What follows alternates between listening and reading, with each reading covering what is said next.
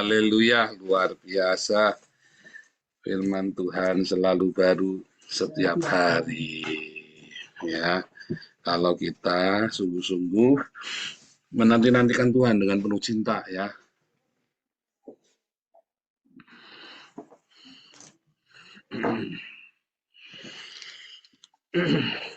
Kalau kita tidak punya cinta, kita tidak punya pengharapan, yang terjadi nanti adalah setiap hari pergumulan hidup kita menjadi kering. Kita selalu mengalami kekalahan, kita selalu mengalami KO, ya, karena kita nggak punya pengharapan, kalah sebelum bertanding. Karena kita nggak punya cinta, ya, makanya yang tersisa hanya kebencian, saudara ya. Setiap hari konflik, akhirnya apa? Putus, selesai, ya, karena kita nggak punya cinta, nggak punya pengharapan, dan akhirnya kita ya jadi pecundang, kalah kita. Tapi kalau kita mengasihi Tuhan dengan sungguh-sungguh,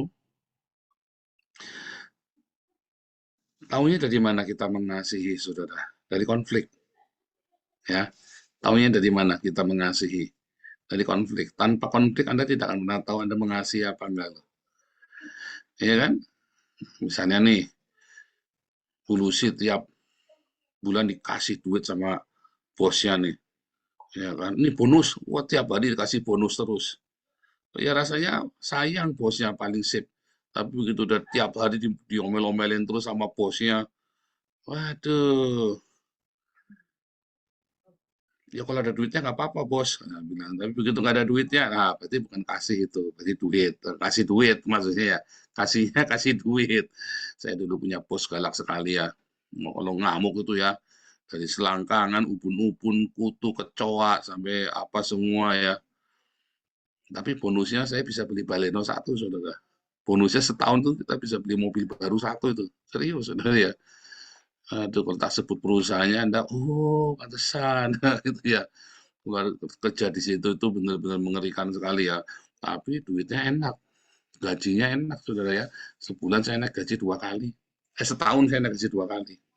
Setahun naik gaji 2 kali. Saya ngalamin tuh ya. Dan itulah kasih, maksudnya kasih duit. Ya, kasih duit. Kalau ngomong, wah itu kalau lagi meeting ya, saudara ya, itu sepatu itu bisa melayang itu. Kalau kita lagi meeting besar tuh ya, di beberapa grup perusahaannya dia, kita lagi meeting terus kita ngomong sendiri, nggak fokus dengan meeting itu, sepatu itu bisa melayang ke muka Anda itu, dilempar itu. Tapi gajinya besar, nah, itu kasih. Ada konflik nggak apa-apa, yang penting gajinya besar, yang penting kasih itu tadi kasih duit, ya kan? Nah, tapi kalau nggak kasih duit gimana, saudara? Ya kan? Ya, kalau semuanya lancar-lancar saja, Anda nggak tahu ada kasih apa nggak, begitu ada konflik, Anda tahu tuh, ada cinta apa enggak di situ. Kalau nggak ada konflik, nggak bisa. Kalau tidak ada konflik, Anda tidak akan pernah tahu Anda itu punya cinta apa enggak. Percaya saya, suami istri, ya jangan suami istri dulu nih, lagi pacaran nih, yang jangan pegang-pegangan, ya kan? Aduh, sebagai gombal-gombal. Ku panggil namamu Dedi, ku panggil namamu Inem. Wah, pokoknya pegang-pegangan tuh, saudara ya. Begitu nanti ada konflik, ribut, baru tahu tuh, ternyata kemarin lu gombal semua tuh yang lu ngomong semua itu. Beneran, saudara. Tanpa konflik, kamu tidak akan pernah tahu cinta yang sebenarnya. Tante saya itu pendeta ya. Waktu kami masih pacaran, ditanyain, kamu udah pernah berantem belum? Sering. Berantemnya bagaimana? Berantemnya begini, wah salah kamu. Berantem itu yang produktif. Nah, saya diingatkan buat tante ya, walaupun kamu sudah bagi undangan, kamu sudah ngukur baju pengantin, sebelum kamu diberkati di gereja, kamu boleh pisahan. Walaupun walaupun lonceng, walaupun kamu sudah berangkat ke gereja mau diberkati, kalau kamu ada pemikiran nggak cocok, lebih baik berhenti sekarang. Begitu, saudara. Harus ada konflik. Walau belum pernah bertengkar, kamu jangan menikah dulu, bertengkar dulu. Disuruh bertengkar dulu, saudara. Ayo, manteng. Saya serius ya, dulu saya udah pernah bertengkar belum? Bertengkar dulu baru boleh kawin, saudara. Loh, kalau di Belanda mah bukan bertengkar dulu. Kalau di Belanda suruh booking dulu, saudara. Suruh suruh oh dulu, baru kawin, dicoba dulu. Tapi kalau lantas saya bilang, kamu bertengkar dulu. Kalau belum bertengkar, nggak boleh kawin. Jangan tentukan tanggal kawin. Kamu coba bertengkar dulu. Cari bahan buat bertengkar. Udah, kamu harus tahu konflik itu ya akan membuat kita teruji. Kita ini cinta apa enggak sebenarnya. Kira-kira ya dalam dalam konflik itu kita teruji, saudara ya. Saya punya salah satu om saya ya, dia mau menikah, saudara ya. Sudah ngukur baju pengantin, lagi ngukur korden buat di rumah, saudara. Bisa tiba-tiba ribut, terus dia pulang, itu undangan sudah dicetak, belum dibagi tapi sudah dicetak. Ya, dia bilang sama opa saya, kita nggak jadi menikah, batalin semuanya. Artinya cintanya tidak cukup. Itu saudara, artinya cintanya tidak cukup. Kamu butuh konflik saudara untuk kamu bisa tahu mengasihi. Kamu saling mengasihi apa enggak, suami istri, komunitas. Di dalam komunitas, kalau tidak ada konflik, kita tidak tahu kalau kita itu punya cinta yang melimpah apa enggak. Kalau kamu tidak punya cinta yang melimpah, di dalam konflik itu kamu nyerah. Ya, serius saudara. 12 pengintai ini adalah orang-orang pilihan. Ya, dan orang-orang pilihan ini bisa punya perspektif yang berbeda.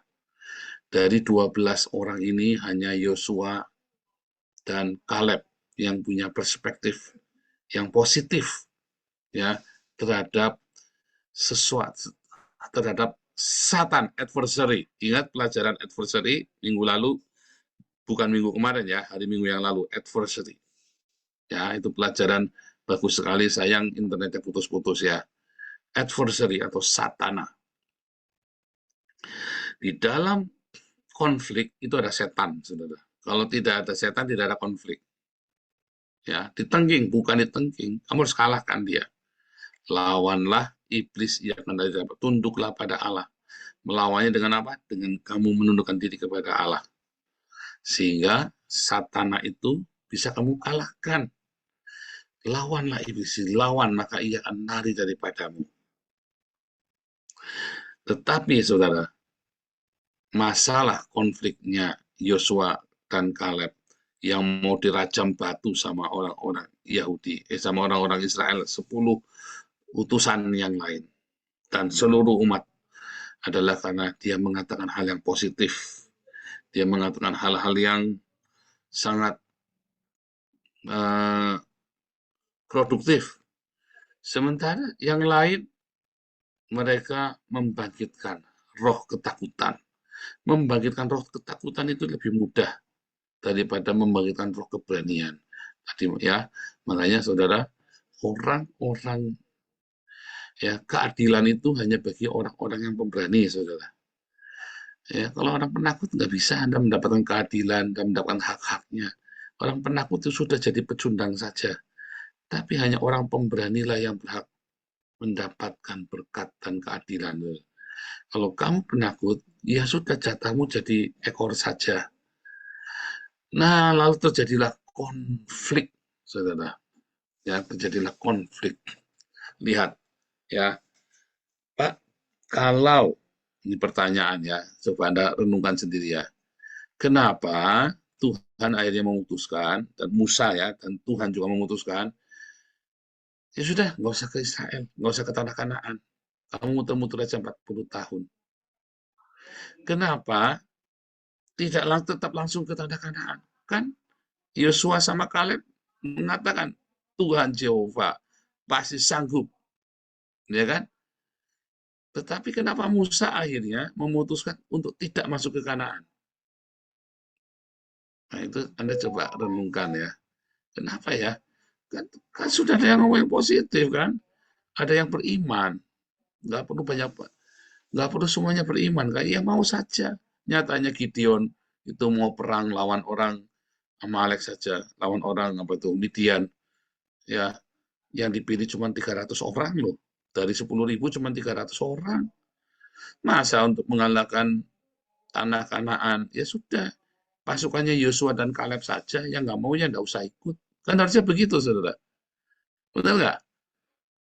Nah, suatu ketika Galarwa itu pernah mau Natalan ya. Terus ribetnya minta ampun. Kita bilang uangnya ada nanti dari Damaris, makanannya semua disediain dari Damaris. Lalu ada yang nyelemong ya. Intinya pokoknya nggak mau. Ya sudah kalau nggak mau, kalau separuh hati jangan dilakukan. Oh, sebenarnya kalau separuh jangan dilakukan. Ini kita melayani Tuhan. Kalau kamu separuh hati, ini kan saya tawarkan ke kalian. Kalau kalian yang separuh hati nggak mau ya jangan, nggak usah, nggak usah. Nah itu sama tadi tuh ya, 10 utusan melawan 2 utusan. Kalau yang nggak mau ya nggak usah, nggak apa-apa. Yang dua ini ayo jalan. Makanya yang masuk ke tanah kanan hanya Yosua dan Kaleb. Karena dia yang apa? Dia yang pemberani. Orang-orang yang pemberani inilah yang layak mendapatkan kemenangan. Orang-orang kalau penakut nggak usah, saudara. Anda tidak layak mendapatkan yang baik. Tapi Yosua dan Kaleb ini yang akhirnya mewarisi tanah Kanaan. Sementara semua orang Israel yang lahir di padang gurun tidak bisa masuk ke tanah perjanjian kecuali Yosua dan Kaleb. Karena mereka punya hati yang tulus. Mereka percaya kepada Tuhan. Mereka punya cinta yang melimpah, saudara. Di dalam cinta tidak ada ketakutan. Ya kan? Nah, dalam kehidupan kita juga sama ya, saudara ya. Di dalam konflik itu Anda jangan mundur. Di dalam konflik itu Anda jangan mutung, jangan ngambek. Konflik itu harus dihadapin. Bukan dihadapin untuk berkelahi, bukan. Tapi konflik itu dihadapin untuk mencari solusi, saudara. Ya, sebelum ada solusi jangan mundur. Kalau sudah ada solusi, jalanin sepakat yang sama-sama. Kita lihat, tidak semua yang kita yakini benar harus dilakukan. Sama seperti Yosua dan Kaleb. Mereka benar, tetapi tidak semua yang benar itu harus dilakukan. Karena yang lain mungkin imannya belum nyampe. Yang lain mungkin imannya belum ke sana. Jadi Anda harus menunggu. Itulah komunitas. Ya, di dalam komunitas seringkali kita harus menunggu. Ya, kita tidak bisa memaksakan kebenaran yang kita miliki walaupun itu benar-benar benar.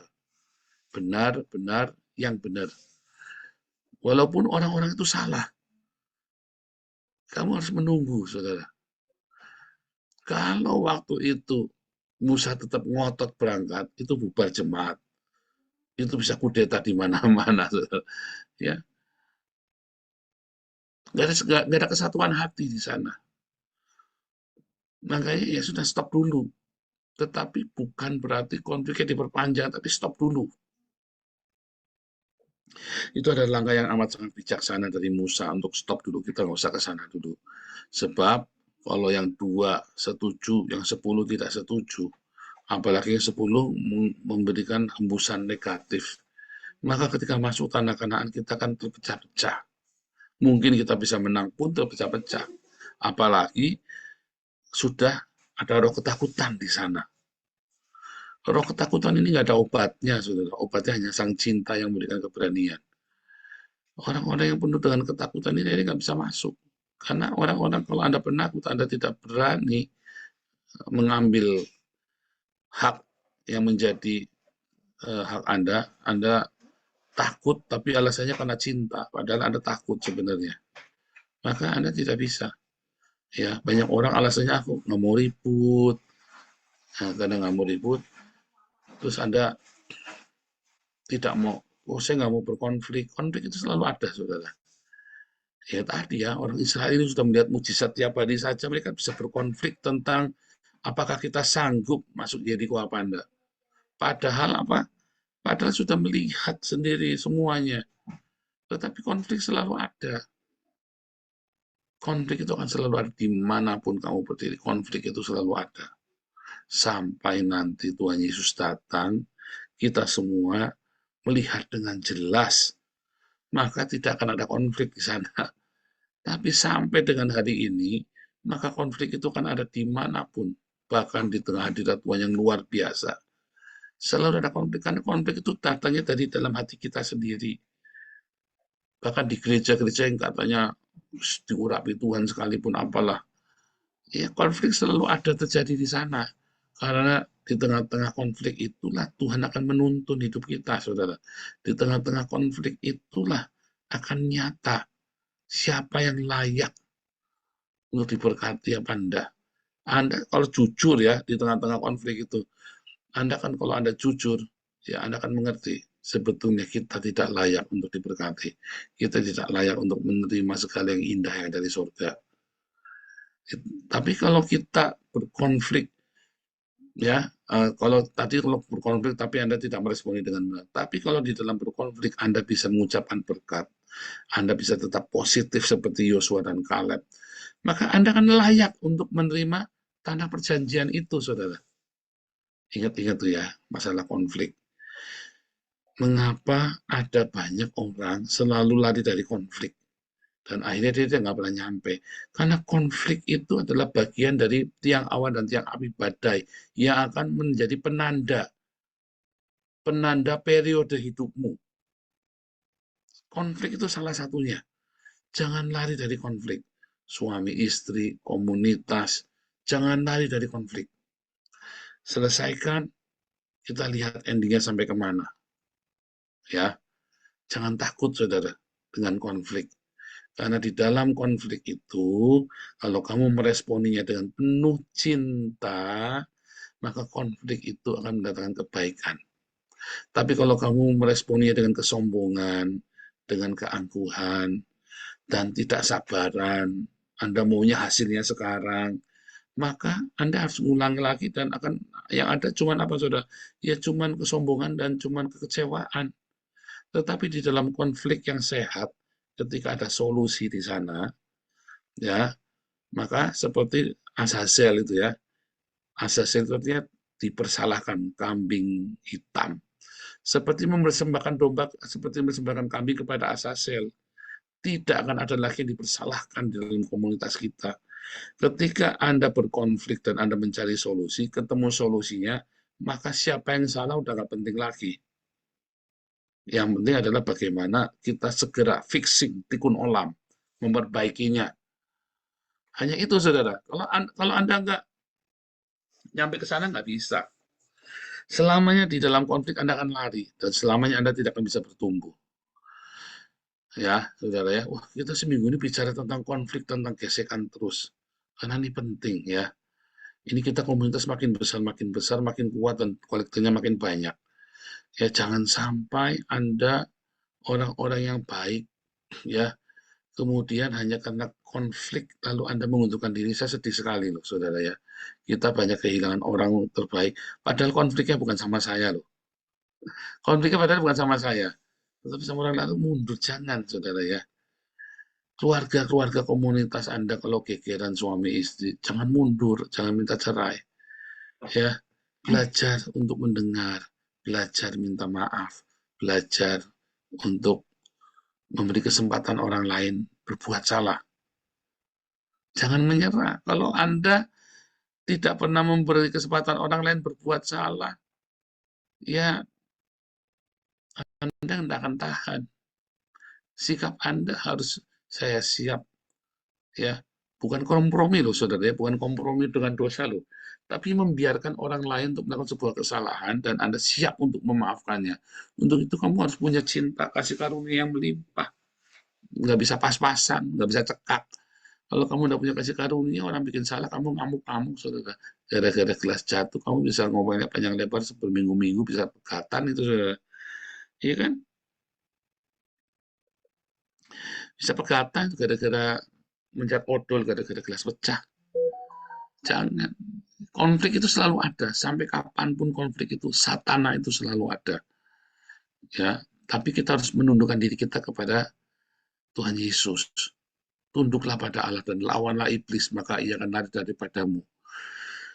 Ya, konflik-konflik itu Anda harus menggunakan pikiran dan perasaan Kristus. Apa itu? Mengosongkan diri. Sekalipun kamu benar, sekalipun kamu yang benar, orang salah. Bukan berarti yang benar itu harus diturutin. Sekalipun benar loh, saudara. Ya kan, kayak Musa tadi kan, ada 10 yang nggak benar, 2 yang benar. Kenapa yang dituruti yang 10? Sekalipun kamu yang benar loh, saudara. Jangan pernah ingin ngotot bahwa kamu lah yang harus didengarkan. Kalau kamu belajar, sekalipun kamu yang benar, tetapi belajar untuk rendah hati. Ya, karena ada Tuhan Yesus di Puritan. Jangan khawatir. Ada Tuhan Yesus bersama dengan kita. Segala yang salah itu belum tentu salah. Segala yang kelihatannya baik, hasil ngotot belum tentu benar. Ya, ingat-ingat ya tentang 10-12 pengintai. Ya, sekalipun yang 2 ini yakin benar, mereka mengalah. Mereka mengalah. Dia tetap belajar, saudara. Sekalipun akhirnya mereka yang mendapatkan warisan. Yang 10 enggak. Kalau kamu, sekalipun kamu yang benar, belajar mengalah. Kecuali diajak kriminal, diajak bikin dosa.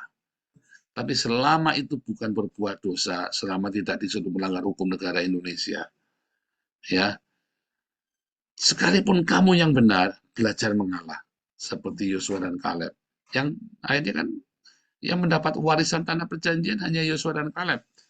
Ya kan? Seluruh orang umat Israel tidak bisa masuk tanah Kanaan, bahkan Musa pun nggak bisa. Hanya Yosua dan Kaleb saja. Ya, makanya di dalam konflik, sekalipun kamu yang benar, orang lain jelas-jelas salah. Ya, belajar sebut ya untuk mengalah. Bukan mengalah, bukan. Tapi kamu biarkan orang bikin salah. Nggak apa-apa. Jangan ngotot. Kasih tahu saja. Ini loh yang benar. Tapi kalau lawan atau musuhmu ngotot, bukan mengalah ya. Bukan suruh mengalah terus jadi kalah. Bukan. Ya, bukan mengalah itu namanya. Tetapi Anda biarkan orang untuk bersalah. Kecuali itu adalah kriminal atau melanggar hukum negara Indonesia. Jangan pernah kompromi. Jangan. Yuk kita ngerampok bang. Jangan. Yuk kita curi nih uang kiriman. Jangan. Begitu saudara ya. Ingat di dalam konflik belajar sama Yosua sama Kaleb. Karena mereka mengalah. Maka mereka yang mendapat tanah perjanjian itu. Sementara yang lain enggak. Demikian juga dalam komunitas, dalam keluarga, dalam kehidupan kita sehari-hari. Dalam satu level tertentu ketika Anda belajar mengalah, belajar berdiam. Bukan mengalah karena kalah, bukan. Kalau mengalah karena kalah itu namanya Anda kepaksa pecundang. Tapi Anda mengalah, diam, memberi kesempatan orang lain buat bikin salah. Bukan nanti terus dituduh, ya kan salah kan, rasain tuh, bukan. Tetapi itu adalah urusanmu dengan Tuhan loh. Bagaimana kamu bisa memberikan kesempatan orang lain berbuat salah. Ya, dan kalau kamu bisa melakukannya itu dengan konsisten dan terus bertekun di dalam Tuhan, semua yang baik dari surga akan bersama denganmu. Karena ya kan berbahagialah orang yang rendah hati, karena berkat-berkat itu tercurah. Ya kan air mengalir mencari tempat yang rendah. Ya, Tuhan Yesus memberkati.